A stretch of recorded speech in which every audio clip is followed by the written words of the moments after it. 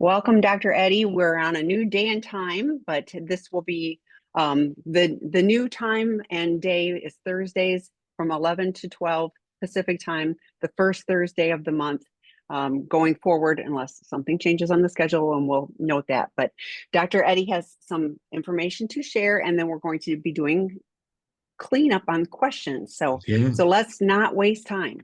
What No, you got? let's not. And I will be there. I'll be here on the first Thursday of every month that time. So what I wanted to talk about beginning here today, this idea of, pushing through. We're taught when, come on, you just gotta push through. You just gotta, it's about perseverance. That's what it becomes. It's like if you push through, that means you're strong, you're tough, you're enduring, you could do that. Pushing through is not an option when it comes to recovery, however. Okay, because if you recall this idea, the word picture I've given you about, the person who struggles with these disorders, it's like we have our head down and we're running with like it's kind of oblivious to run through the problem, run through the difficulty, run through the uncertainty, okay, run through the fear, and don't pay attention to it as much as possible. The problem is you are paying attention to it. Subconsciously, you are. So again, it dynamic, take on the issues that life throws up. All right. And instead of taking them on, what we're doing is we're just pushing them aside. We just push them aside using really very unhealthy coping strategies, but we need to be able to take hold of them and to use healthy strategies with that. Because what happens is when we just push them away, because we're just running through life, our tension builds, our stress builds, and you understand what I talk about with stress, that anxiety leads to compulsiveness, that leads to bad decision making. But this trust that builds in us, sometimes we're not even aware that that is happening. But then at some point that pressure cabin that we're in reaches maximum capacity and start to go beyond. And what that happens then, when you're gonna be there, is therefore your risk of acting out increases. So let's look at an example. Your recovery program consists of weekly counseling. You attend 2 meetings a week. You speak to your sponsor at least twice a week, and you do a daily check-in. Well, you head up your company's financial department, and it's annual budget time. Plus, the company's in the process right now getting ready to accept bid to be purchased. Okay, you're gonna be part of an acquisition that's going on. Well, over the last 6 months or so, there's been many mistakes that have been found in the work that your team is doing on the accounting side. And the reason being because there's a new software program that's in place. And that's what's causing the problem. So can you imagine now you have to do this budget at the end of the year and you're trying to get ready for the sale of the company, but yet there's this problem, this malfunction going on in the software. So you're getting heat from other members of the leadership team, and you're working an extremely large amount of hours. And something has to give. And what gives? Usually your recovery work gives. Okay, so therefore you miss a couple counseling sessions, you miss meetings, you don't call your sponsor, or you don't answer the phone when he calls you.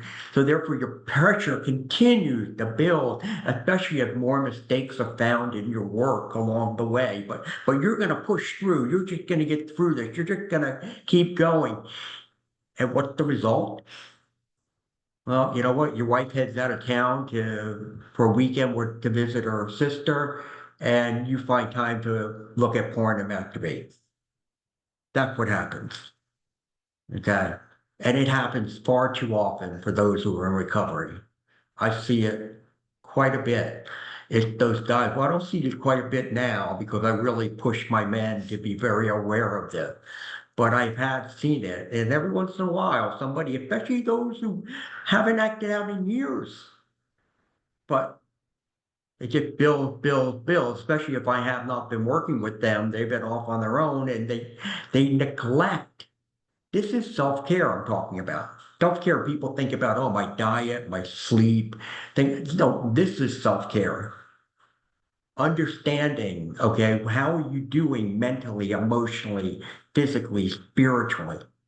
How much are you being drained? That's what we're talking about. That's self-care. And then being able to do something about it.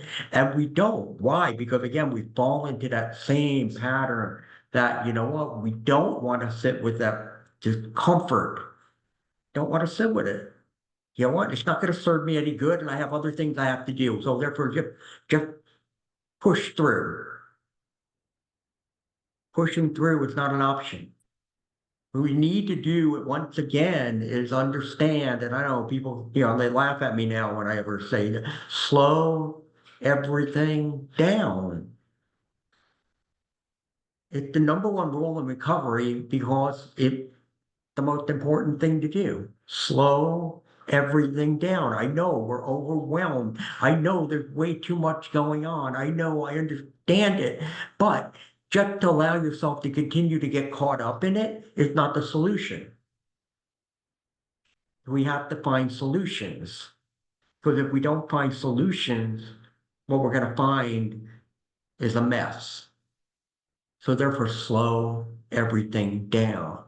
And then be aware of what one, your triggers are, those core emotional triggers. Are you being triggered by anything that is going on in your world? Slow down in order to think about it for a moment, right? And then two, what are those events that might be draining us mentally, emotionally, physically, and spiritually? 3, 4, 5, 6 times a day, taking 2 minutes to do a quick assessment of how are you doing in each of those areas. And then being able to pull in the lifelines that you have identified that can help to replenish you. And that's what's going to keep you, again, one step ahead of your addiction. Because again, you take someone like me, okay? I'm decades into recovery. But I'm not going to sit here and say, you know what, I can't relapse. If I do not do this on a regular basis, yeah, I could wind up being caught up in it also. It's fortunate for me that it is kind of ingrained in my brain that I can feel my body now. I can feel if there's something in my gut, if my shoulders, what's going on? That okay, what is that about? What's it is trying to tell me something? It's trying to tell me something. It's trying to say slow everything down. My mind racing. There's so many different things. I got so many things to do. I'm writing down my list. I got a whole thing. Slow everything down. Emotionally, I feel overwhelmed. I just feel so anxious. I don't slow everything down. We have to go and we have to make changes to those negative behaviors, those negative patterns of action that we've had in our lives, and we have to do things differently. And this is part of it. So therefore, again, while you think that, hey, you know what, I'm being strong and I'm being, you know, I guess smart in a way because I'm just pushing through. You're not. You're not. What you're doing, you're setting yourself up for failure. You're setting yourself up for failure. Pushing through is not an option. That's what I got for you today, Tammy. I was thinking, I often share it's like a pressure cooker. And when That's you're what it talking about is. that situation, it's like all of that stuff is building up, and yeah, like it will blow. And so unless we're taking the time to make sure things are, are managed. You were also talking about staying one step ahead of your addiction, and you can't push through fast enough to not let your addiction catch up. Like the analogy is you can't run ahead and go, oh yeah, I'm just going to run away from it. It really is, addressing the situation. I love, like with a 3 circle plan, people paying attention to that middle circle of, and like you, like been doing this for a long time. And I know if I am, feeling dysregulated, I don't like that anymore. Like, Yeah. it's not about it's not about acting out. Do I think I will go act out today? Chances are pretty good I won't. And I have all the tools to use. I don't like being uncomfortable. And so I have to slow everything down and pay attention to what Right. can I do in this moment to get grounded. Like Yeah. I noticed when you were going slow everything down, I was like, oh, like I was physically Yeah. slowing down. And that's really important to take those moments to settle in, because then guess what? Our thinking part of our brain comes back on rather than our running around brain. So Yes, exactly, exactly. So it's a very, but this is a really critical topic that we're talking about. Probably not doing it justice talking about it in 10 minutes, you but can bring it back. we probably will. It is a critical, subject because as I said, I've seen it before. I get the call. I haven't worked with them for a couple of years. I got to see you. Like, okay, that can't be good. And then you go through it. And what happened? And it's like, no, everything was great. I was doing wonderful. And then this happened, and then that happened, and that happened. And I didn't take notice. I just kept plowing through. And you wind up getting caught off guard. Again, not an excuse, but it's what happens. But I think we give ourselves permission to relapse long before we actually relapse, because we quit doing all of Oh, the things that we know work that are helpful, yep. and start going, well, I'm doing really good. Like you said, we're doing really good. I don't need to go to those meetings. I don't need to do this. I don't need to see my therapist. I don't need, like, why would we not go? I think addiction is one of those things where this worked really well for me. So I'm going to stop doing all of those things and Right. and hope that things will magically be okay. It's just the insanity of the addiction Well, is crazy. you know how often when I found out that someone had relapsed, and all it would have taken was picking up a phone and calling somebody. Hmm. That's it. That's all it Hmm. would have taken. And they would have been able to get through it. Hmm. Don't pick up the phone. Nope. Nope. Don't pick up because they're too far gone. You gone too far down the road.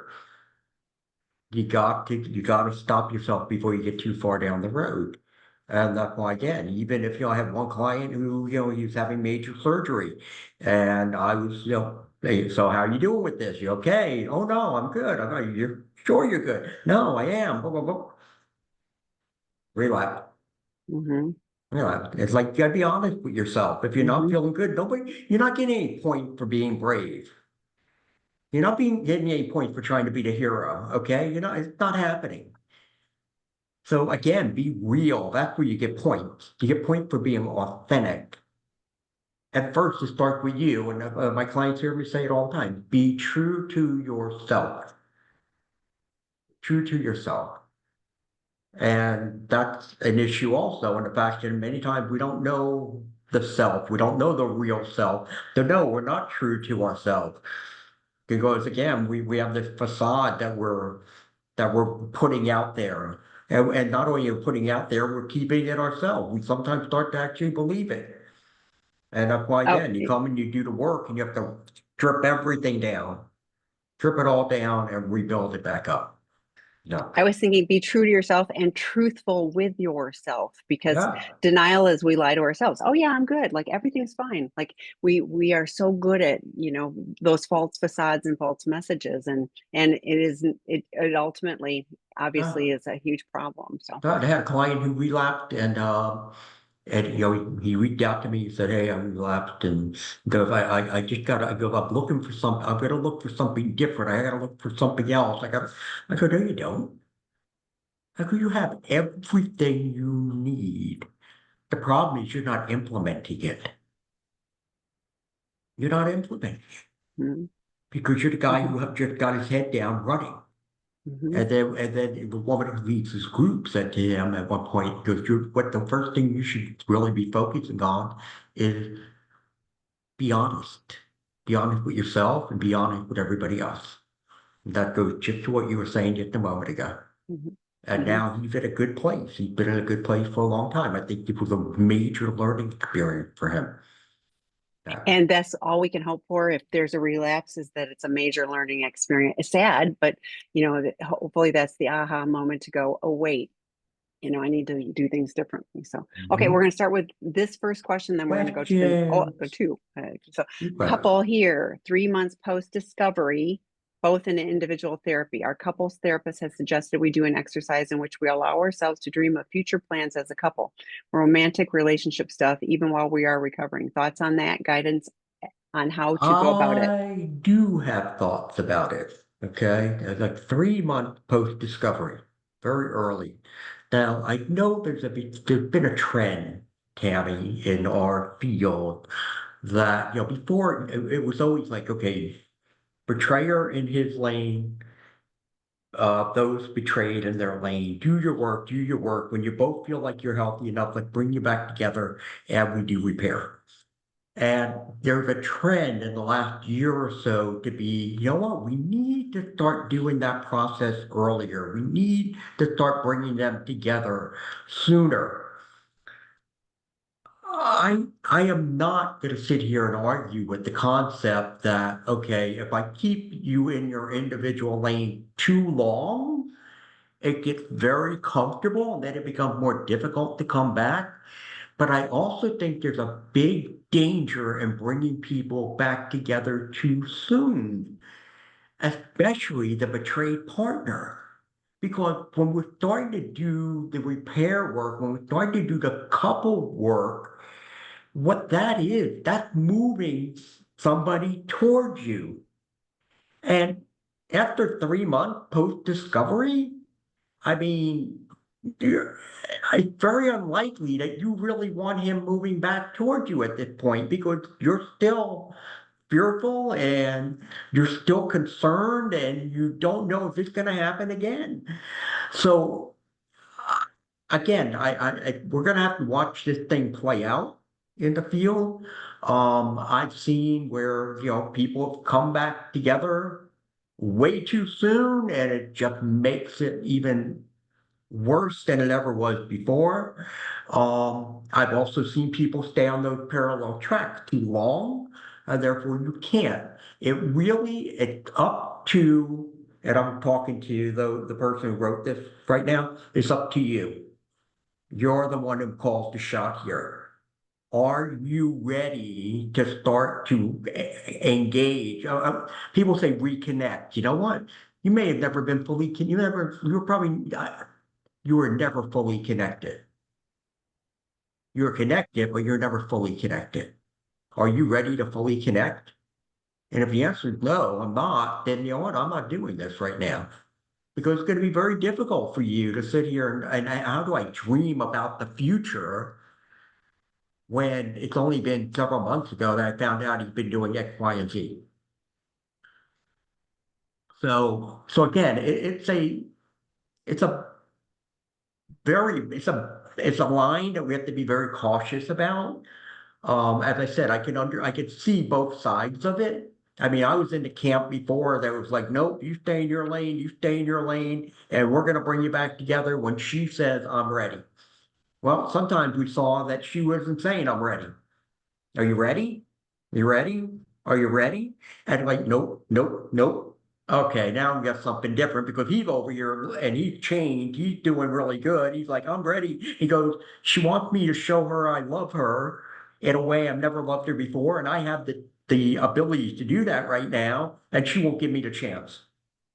So again, we have to figure out, and this is where the new book about the betrayed partner and the inner child, because there's usually some sort of past trauma that's impeding all of that. So again, we need to, I said, it's up to you. You're the one that have to make that decision.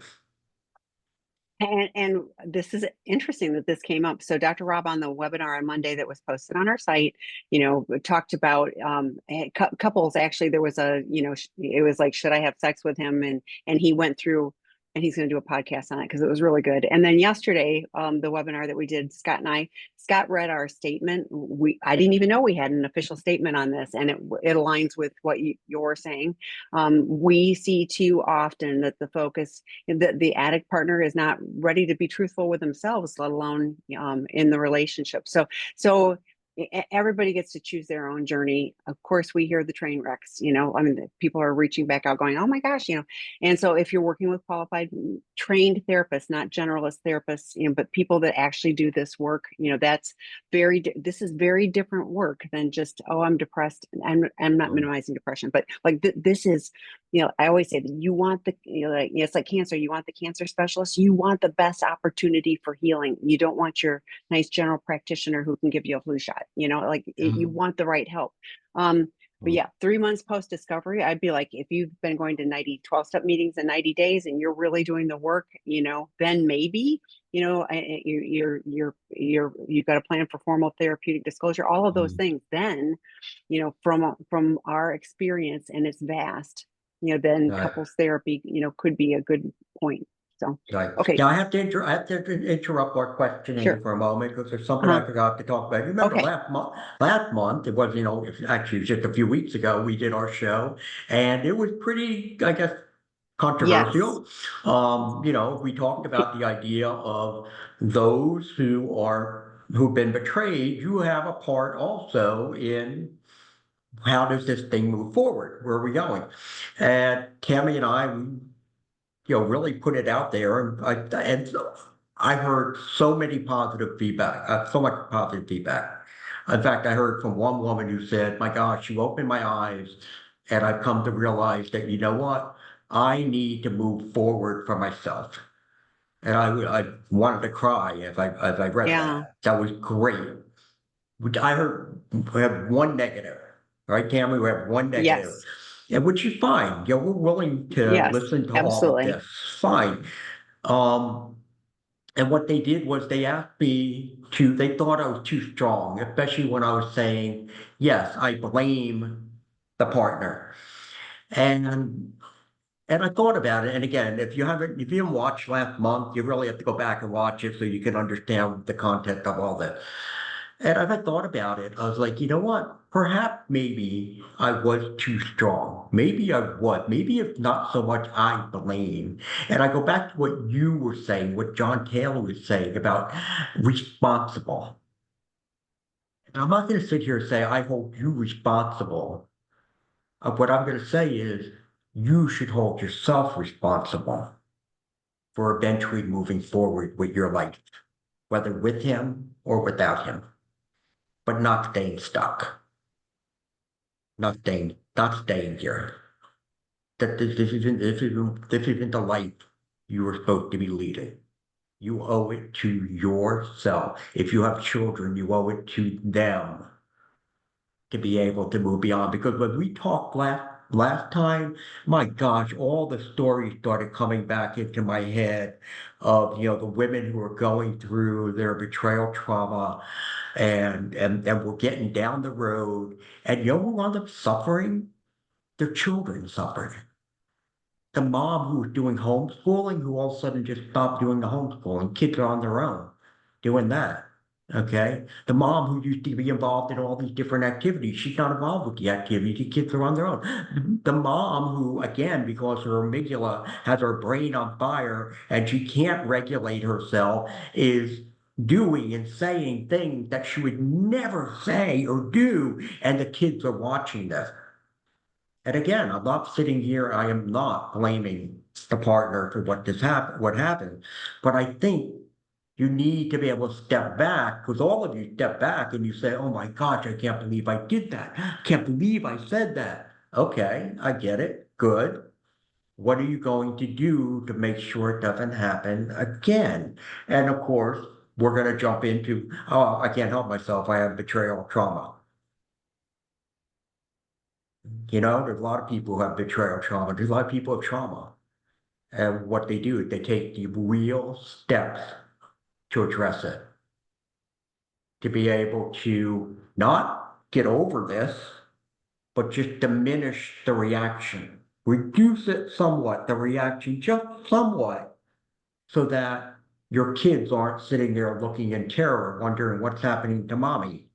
Oh, Tammy, I'm probably going to ring off the hook again. I'm sitting here thinking now, and we're going to be the So I hope I'm making myself clear to people. Again, not blaming you, but I am asking you to be responsible for yourself, be responsible for your family, to be able to look deep inside to say, is there something else I can be doing so that I can make a better outcome for what's going on here? Now, again, remember what we're talking about here is if and only if the partner who betrayed has been done his work and has recovered. Because let me tell you, if he's not doing his work and he's not recovering, we shouldn't even be having this conversation because he shouldn't even be around. You should be having him out of the picture in order to protect you and your kids. Here's my opinion. All right, Tammy, I'm ready for questions Well, again. so I'm gonna, what we talk about a lot is empowering partners. And I share lots of Dr. Eddie's previous webinars, but the one you did in September of last year, so 2023, where you quoted Dr. Gabor Mate of basically, you can't make what happened unhappen, and so whatever the situation is, this is your present. And how do you move forward, like you're saying, not getting stuck, and when you talked about, yeah, I have betrayal trauma, addicts will use the stuff that they have happened to them of like, I can't help it that I'm an addict, that, because all of this stuff happened.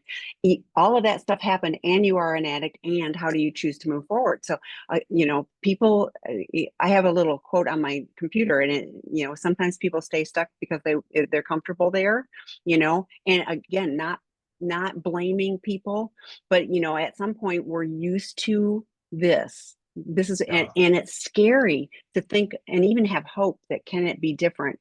And so what we're saying is there's a lifeline, there's lots of people and resources, and we invite you to grab hold of that lifeline and just take a baby step, and there will be people and resources to support you on the journey. Okay. I'm Eddie. I'm the addict, 3 years, 8 months of recovery and sobriety from inner Good, circle behavior. In your good. opinion, what does balance and integration into real life look like? Recovery time versus family, couple, and social part of my life. P.S. I am doing recovery primarily for myself, secondary for my wife and family.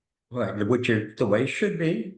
Yeah. So that's exactly the way it should be. So what does the balance look like? Now, again, this is not something that you can do in a vacuum by yourself. This is where you need to be talking to your wife about this and say, okay, what do you think is the right balance for you, for our children, and for me in all of this mix. So it's not something that you just on your own are going to do. But again, we look at it, and again, recovery work has to be like a mainstay with that. Then after that, then I think what we're doing, we're looking at and saying, okay, the relational aspect to whatever degree it is. Whether it's very involved, maybe it's not as involved right now, but whatever it is. And then you have the rest of it, which is the work and the, church ministry, all of that. But you have to be able to, again, come up with that plan, not on your own, but with your partner to determine, what they feel comfortable with too. Well, and watch the results, like if you go, okay, let's try this and then reevaluate. It's like any Yeah. plan, like, is it really working? There are times, if things are, more chaotic in my life, guess what? I'm going to more of my 12-step meetings, and, Mhm. like whatever it is, it's always like get a plan and try it. My husband has even said, do you want to talk about that after your meeting? Not when I was planning to go to a meeting. I love him. I know he means this from a good place. So I didn't bite his head off. I went to a meeting, and then things are fine, So it's like one of those things where your partner can also go, yeah, you're better off if you're doing 3 meetings a week instead of 2. Like, Yeah, be open to feedback. So. correct. Absolutely. Okay, next question. I'm the addict and have been sober 3 years. All the other character defects, trusting, anger, resentful. I feel that after 3 years, I am now getting control and understanding of my emotions. Is this just too slow? Is this just too slow? I do have great support group of people around me. I'm also just starting to feel changing in my attitude. What's normal? We That say is, 2 to 5 years, and some yeah. people say 3 to 5 years. I'm like, sounds like I you're tracking really Yeah, well. I think you are too. For me, when I start doing the work with men who are emotionally underdeveloped, I'd say I need 2 years in order just to really where everything clicking. And then after that, then it becomes trial and error. It becomes, we're not going to get it right every single time. And it's more grow, grow, grow. Even like I said, me, I'm still not fully emotionally developed. I never will be. But I hope that I'm continuing to improve along the way with that. So no, I think you're tracking very, very well. And it's really interesting because, you can see these guys as we go through the process. Because remember, all of it is not natural, not natural. So we're trying to learn to do things that we just don't know how to do. It's like, you know what, if you're right-handed and from now on, you're just going to write with your left hand. Okay, it's gonna take you a lot of time to get to a place where you can write and say, "Oh, that really feels somewhat natural here." And it's the same thing with this. So I think, no, I think you're on the right track. I love that analogy. I'm going to borrow that one from you because Go ahead. You can have it. the left and right hand. So, okay. Additionally, I'm talking about integrating as a committed person and couple. My wife is also wanting to work on balance too. That's great. Yeah, yeah, absolutely. Okay. I'm betrayed partner female, and you are the first therapist I've ever heard bring up the children. This is so important. Thank you. Well, you're welcome, and I hope that I hope you get a lot out of it. Because there are the kids. In fact, I was talking to a client today whose wife is doing the going deeper for the betrayed uh, partner, and she's sharing it with him. And they're sitting there and they're going through the questions that are in the book. And what he's saying is, oh my gosh, he goes, I knew that she had trauma in her life. I never understood the depth of it from an emotional standpoint. So what it's doing is helping him learn to be more empathetic. And it just is incredible. So thank you very much. I appreciate that. And again, I hope that if you do the work, that you find it to be very beneficial. Well, and when there's children in that family, guess what? They are going to see parents that are showing up completely differently. So I have and this is a new one. I'm just working on setting up the dates, but there's a book by Dr. Ken Adams about adult children of sex Yeah. addicts, and Leilani Sinclair and I met this morning, and we are working on a two-part webinar series for next year, probably. Like literally talked about it this morning, so I don't have dates yet, but it'll be a two-part to talk about, I'll be posting it, but both from an adult children standpoint, but also from the parent standpoint. Like, okay, I've got parents, that are have children who are now in all of this. So we will be posting that information about that soon. But there are very limited resources to help children, and when they unfortunately are struggling. Yeah, one more quick thing, and then we'll get to the next question. But I share "Neglect the Silent Abuser" by Dr. Enid Gray as a resource from time to time. And one of the things is, if you grew up in an environment where there was an addict parent, or they were, for whatever reason, unavailable, that's a form of neglect, not Child Protective Services neglect, but Yeah. neglect. So yes, if we can show up as emotionally connected adult humans, then our children can do better, and our grandchildren and Yeah. everybody else. Right. Yeah, I'm sorry, I misread that question. I thought when she was saying children, she was referring to the inner children. She was referring to my answer to the question Oh, before. I'll it tell was still a Tammy good before. answer. It's I'll still a good tell answer. Tammy before we went on. I'm under the weather today, so forgive me for it. But no, we need to think about the kids. I've watched kids and I've been mortified seeing what's gone on with them. And so you know what's going to happen? They're going to take all of this trauma they're now going through, all this neglect they're going through, and they're going to bring it into their own lives. So therefore, again, you owe it to yourself, not just to you, but for your kids to be able to say, how do I escape this hell? Because there is an escape. Go, kid, I got to interrupt again. Okay. So I'm going to give you an example. Please. This is a different thing. This wasn't betrayal trauma, but my mother went through major trauma when my father died when I was 5, suddenly, just heart attack. She suffered a major mental breakdown. It was away for almost a year with all of us divided into different places. And I remember when she was on her deathbed, I asked the question, I go, Mom, what finally got you moving?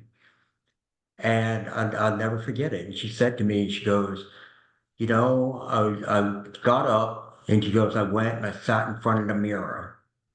And she had this blonde hair, and she goes, my hair was such a mess everywhere, sticking up here, stuff.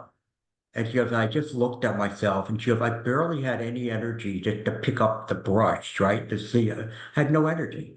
And I'm just looking at myself, and all of a sudden, my kid popped into my head. She goes, I thought about you guys occasionally, but not as often as I should have. But all of a sudden, you guys were right there, and you were present, and you were forefront of my mind. And I was looking at myself, and I'm saying, oh my gosh, I've abandoned my children. I have to get back to my children. And she goes, I picked up that brush, and she goes, I started brushing my hair. And she goes, it must have took me an hour and a half to do it, to get every single knot out of it. But while it was hurting and killing me, he goes, I'm doing this for my kids. I'm doing this for my kids. And that was the step. 2 weeks later, she was out of that hospital and Wow. she had us back. Wow. Determination that she had. She was still hurting. She was still suffering after that. But she did what needed to be done. So that's where, again, my heart breaks for you, ladies. It really breaks for you, ladies. And I don't want you to be hurting any longer. Therefore I think you deserve so much more. Uh, Thank you for sharing that. welcome. My wife and I have been 2 years post-discovery, and I've been in counseling and regroup for these 4 years. It's been a journey, but I'm 19 months free from porn and 17 months free of masturbating, and have been told by my wife that I have done great work in my recovery journey and in a much better place now. But she seems to struggle with separating the past with the present, and that it is itself become hard to focus the great work I've done with the noise of the negative feelings that I will be judged for what I've done in the past. How can I help my wife in these moments? And what can I do to drown out the negative thoughts and feelings that I will always be judged of the sins I've committed in the Okay, past? well, Thank you for sharing this. right, and that's the part you have to focus on Yeah, right there. yeah. Not so much how can I help my wife in these moments. What it is more along the lines of how do you drown out the negative thoughts and feelings that you're always going to be judged. First and foremost, the likelihood that you will always be judged probably is not true. It may feel that way, but most likely it's probably not the case. Second of all, it is not up to your wife to sit there and confirm the fact. And remember, and she had, she said, you've done good work. But you have to remember, she's still in pain. That's what's happening right now. She's still in pain. You're 2 years post-discovery. Kudos to you for what you've been doing. Okay, that's wonderful. I'm glad to see you're almost 2 years free of your, porn and of your masturbation. But she still has more she needs to do. You still have more you need to do. So therefore, again, you're just trying to jump a little bit far ahead. One day at a time. When she throws that stuff at you from the past, you need to see her broken little girl. You have to see that pain and stay there with that pain because if she sees you staying there, if she sees you not getting overwhelmed, allowing your emotions to trump her, that's what you're going to look at and say, wow, he really is changing. The more and more she sees that, the more and more likely she is to have fewer and fewer of those, as you call them, moments. So again, you have to reframe what's going on here and make it less about you and more about her at this time. The You're only almost thing I'm, getting through it. yeah, You're getting you're, through it. Don't get so anxious like, oh my yeah. God, we got to get just she's not ready yet. She's not there. Continue to do your work, which again is great work, but continue to see her pain, but make sure that you're telling yourself, build your confidence to be able to say, you know what? To fight whenever she throwing at me at this moment. The reason she's throwing it is because she's paying, but I know I'm doing good work and I know she knows I'm doing good work too. One of the things I learned early in recovery is if I'm using always and nevers, there's something flawed with my thinking in that moment, because the most of life is not those absolutes. But when I would get into the it'll always be this way or it'll never be whatever, like those are, so I actually catch myself if I end up using those words. I'm thinking, is that true? So I would invite you to as you're thinking it's always going to be this way with those negative tapes rolling, to go, is that really true? And I love what Dr. Eddie said, focus on today. In this moment, I'm doing good work and she's still in pain. Those are true, but it doesn't mean it's always going to be this way. And you can probably even reflect back even a year and go, Yeah. wow, we have made lots of progress and we're going to continue this journey moving forward. Okay. What tools do you suggest for a spouse dealing with her husband and his behavior in the early stages of ICRP? They are separated, spending family time together on Sunday and limited time the rest of the week. Okay, I would love to help you. I don't think I have enough information because I need to understand what are those behaviors. If it's still the sexually acting out behaviors, is it the fact that he is, being defensive and lying, is stonewalling? Could you maybe put another comment or two into the Q&A section and we'll come back to that. Okay, I'll hold that spot. My wife Okay. wants me to help her. No, wait. My wife wants me to find help for PASAIA. I suffered consequences for my porn use and I quit over a year now. But I use February of this year as my quitting date because that's when I fully understood why porn can be a betrayal. I continue to grow in my understanding of why porn is a problem with the help of SI and their resources. That said, I believe I was addicted to Reddit. It was a portal to hell, not just for porn. I also haven't used Reddit for over a year. Regarding SA, this is more complicated. I have never had an affair, paid for webcams, haven't been to a strip club since 2012, etc. I've been on an SA group sessions and I just don't see myself in them. There are a lot more here and I'm not giving it the full perspective of my wife, emails, texts she read when we were dating, etc.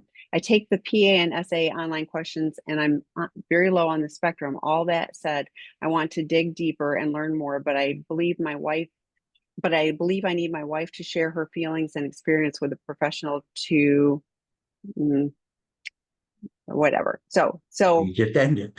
yeah. Okay. We had this kind of question yesterday. It's like I believe my wife needs to whatever, and we did a webinar on worthy of her trust, and it was like if you believe you can share with your wife about like, well, you should go see a professional. You should go do your work. You can forget about building trust. So what are your thoughts, Dr. Eddie? Well, I think here what I'm looking at is almost in a way he's doing like a bit of a comparison, or he's saying, Yes, I'm looking at the I'm SA not that group. bad. And yeah, that's not me. And you know what? I don't know if it's you. You may not be a sex addict. I mean, I don't know. There are people, but you use pornography. Pornography falls into the sexual addiction category or problematic sexual, behavior, whatever you want to call it. Dr. Rob just did a column. I read it this morning about what do you want to call it. I don't care what you call it, as long as somebody gets help for it. So again, if it's like the label you're worried about being called a sex addict, then I mean, again, don't refer to yourself, oh, I have a sex addiction or porn addiction. Refer to the fact that what you have, there's no doubt what you have is a compulsive disorder. Take care of the compulsive disorder and put the rest of the titles there. But I can't imagine if you went to an SA group, even if, let's say, you haven't done well, if you have done this stuff, I haven't been there since 2012, but you've been there, but I'm sure you could pick up something. I'm sure there's nuggets that come out of every one of those meetings. And so therefore, again, there might be some benefit in going. But it sounds like you got to kind of put your pride aside for a moment and just be a little bit more humble. And even if it, like you said, some of it doesn't relate, find out maybe you're because the way you're looking at it, you're not seeing the correlation. But I bet there is in a way that can wind up helping you.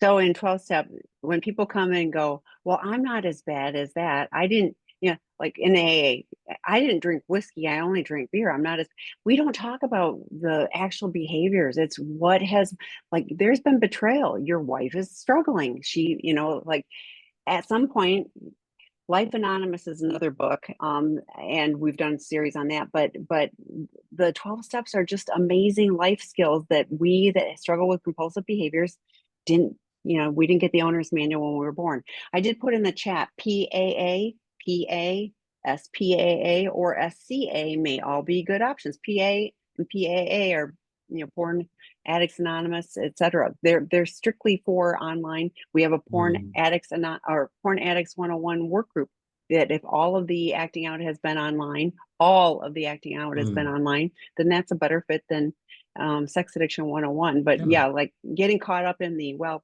and just stopping the behaviors. With all due respect, we call that abstinence. That is not recovery. Recovery is changing and integrating into all areas of our life right. the And skills. Tammy, Hmm. he added more. If you go down to the Oh, next answer, he put more in there. MR. oh, I want to dig deeper and learn more. Okay, good.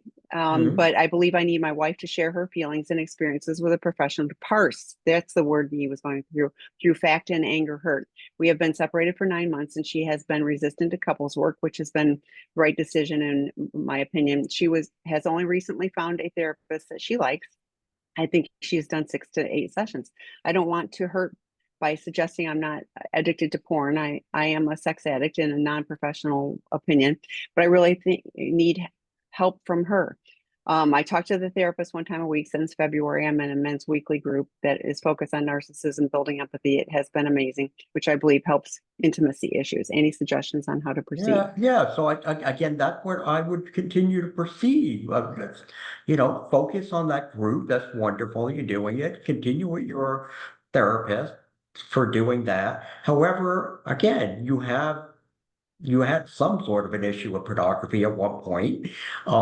You were doing other activities at one point. So obviously, once again, you probably have a compulsive disorder and probably also don't know how to sit with that emotional distress. Again, especially if you're dealing with strong narcissistic tendencies. So those are the things you want to really focus on. How do I sit with my emotional discomfort so that I don't distract myself by running off to other things? Because maybe you're not running off to pornography anymore or doing something else, but you could be running to some other behaviors if you're not careful. And you know, again, if your wife is starting to see a therapist, fantastic. This is her journey. Her journey has been created by your past behaviors and the betrayal. So she's on her journey. Did she get a slower start? Sure. And guess what? That's her journey. She gets to pick. I know for sure if you go, you need to go do these things, that will just put a huge gap. I mean, like I could probably script the fight that will happen, with that. So if you're looking to do that, it's okay to say, I'm visioning a future with you. I'm hopeful of this. Are there things that I can do to be helpful? Are there things we can do? Whatever, you can be curious, but you going, I think you need to go see a professional. I think you need to step it up. Yeah, it's not going Not to gonna work. work. Go back up one, Tammy, to 148. To Yes. find she added in what the tools were. What is he doing that she's trying to figure out how to deal with? What tools? He's being defensive, negativity, criticism, doesn't stick to agreement, changes schedules.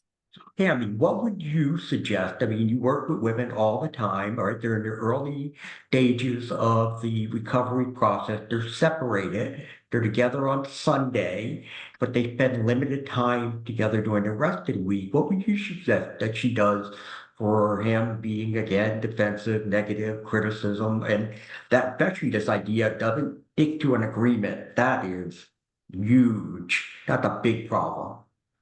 Well, and to me, what are your healthy boundaries about that? If Read my there mind. is if this is the agreement, what is the negative consequences stated, not just in your mind, of that. This is honestly, guess what? We have a residential treatment program for guys that are struggling like this, and they come and they learn the skills to be able to do that and have their eyes open.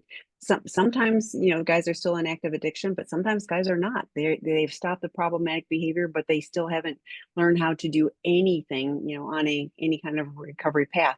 I mentioned earlier, just not acting out is abstinence. If he's living separately, I don't even know if if he's, abstinent. So to me, this is like healthy boundaries for you, and and sticking to the consequences, and remember, boundaries are not punishment and they are not control. This is about safety, and if he's not able to stick to an agreement, then there is a consequence to Yeah, they that. tell, I read emotional immaturity in it. Oh That's yeah, what I'm reading. So, okay. yeah. And just a quick aside, I did put Dr. Eddie we have the work group, The Inner Child and Why Men Struggle to Love, both excellent work groups that are posted. They're on the link in the chat. They're on our website. They will start again in January. Space is limited. We would encourage you to participate in those.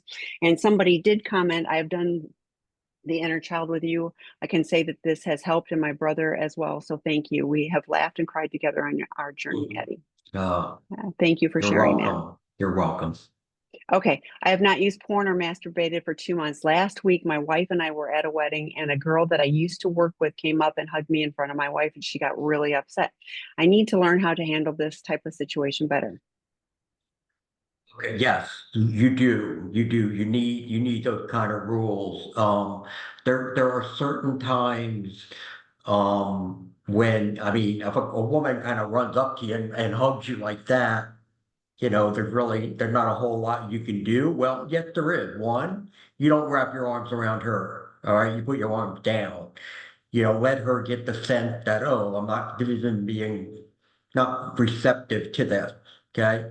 And then after, just good to see you. Hey, my wife and I need to go, and you just move away. So there are things to do, but you really also need to be talking to your wife about what would be the game plan. This is one thing that's very, very troubling for those who've been betrayed. Okay, when you go out in public and you get confronted by someone, and again, it doesn't have to be an affair partner or whatever, but just the fact that someone else is touching you could be very, very triggering to them. So therefore, again, you don't make any movement whatsoever that signals that you're doing it. I mean, not even going to shake the hand. Keep your hands in your pocket and kind of nod your head. Hey, that's it. And you want to, I know it sometimes comes across as you're being standoffish. Too bad. Sorry. That's what it's going to be. Oh, I don't want to be rude. Oh, but it was okay that you cheated. All right. Come on, give me a break. Give me a break. Okay. Or what that woman who again may not even you might not even have been involved with, her feelings are more important than your wife's feeling. If that's the case, then you are far, far away from recovery than you think you are. You have so much more work you need to do because everything should be focused around how do I protect her? Okay. You're not going to see me hug a woman unless it's my daughter-in-law, or that's about it. I mean, you're not going to see that. My hands are in my pocket. I keep them there. Do I not do it because I'm threatened? Do I not do it because my wife is threatened? She's not even threatened by it anymore. But it's a habit now. Just don't really do it. So, and you can do it also. Okay. Um, by the way, I love all of you at SI. You've been seeking integrity. Yeah. You've been a lifesaver. Thank you. Thank you. Thank you. Thank you. That's what we honestly, we're grateful to be able to participate in the work. I'm interested in a men's group for empathy and narcissism, brought up by MR. How would you find such a group? So one of the one of our out of the doghouse groups, those are the topics that we talk about. We had a work group that started this past Monday. I've already added someone to it. We'll offer it again in January. The work group link is on the on the chat. Super helpful. One of Dr. Rob's most popular books is Out of the Doghouse for Men Who've Been Caught Cheating. And we talk about empathy, building trust, focusing on other things. Dr. Eddie's group, I think either both of those could be really helpful too. And you can do all of those. Honestly, this is not like, oh, one and done. These are things, this is skill building. I love the left hand, right hand writing. Like you can start practicing and it will take more practice. Like this is not going to be, oh, I did a 6-week class and now I magically have all of these things figured out. So What Tammy's referring to is my Why Men Struggle to Love course. That's the one. mhm, That's it. mhm. My husband has been in recovery for just over a year, and it seems he has repressed memories that cannot be accessed in order for us to understand the scope of his addiction. We had 2 polygraphs. They verify that he has disclosed all the memories that he has access to. What experience do you have that will confirm this memory loss is normal response to recovery? Okay. So it's not repressed, it's suppressed. Suppressed memories are ones that we just cannot access. That they are deep, deep in our subconscious. Repressed means that they're there. I just don't really focus on them. I don't really think about them, but they can come up to the surface. The experience that I have to confirm this is vast. There is much in this area at a young age, especially if he was raised in an environment where there was this emotional tension. Doesn't have to be abuse, okay? Go back to what Cameron said before, neglect. But if there was a tension that was going on in the house for one of many things, there could be many memories that have been suppressed over the years. So this is very, very common.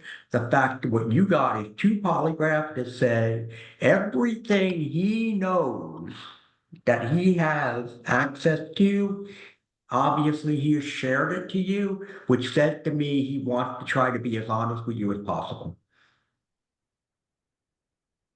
So the next And question, and we're I know we're almost out of time, but I just want to say, Patty, I understand your frustration with that. I get it. But you know what? Sometimes you got to take what you can get.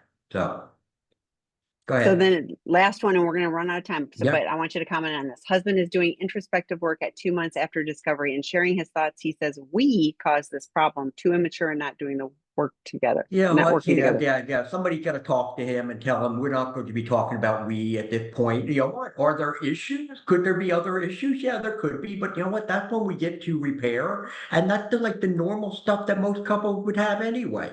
All right. It has nothing but besides, because even if there were problems, the choices that he picked, what he chose to do to try to run away from the problem, inexcusable. And no, you had no say in that at all. He could have done something different. He should have done something different. We made it. Dr. Rob often says nothing a partner does or doesn't do cause this. So, and we're out of time and we made it. Right. Okay. And we didn't get to any of the November questions. We'll do it again That's next right. time. Bye. Okay. Thank you. Bye.